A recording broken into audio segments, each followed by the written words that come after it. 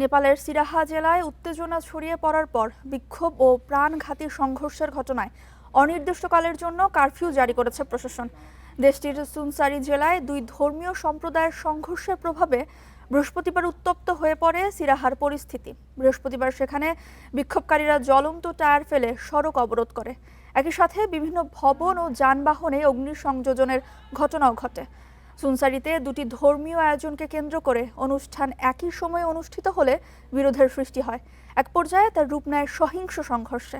পরিস্থিতি নিয়ন্ত্রণের বাইরে চলে গেলে উত্তেজিত জনতা একে অপরের উপর হামলা চালায়, যার প্রভাবে সংঘর্ষের ঘটনা ঘটে সুহারাতেও।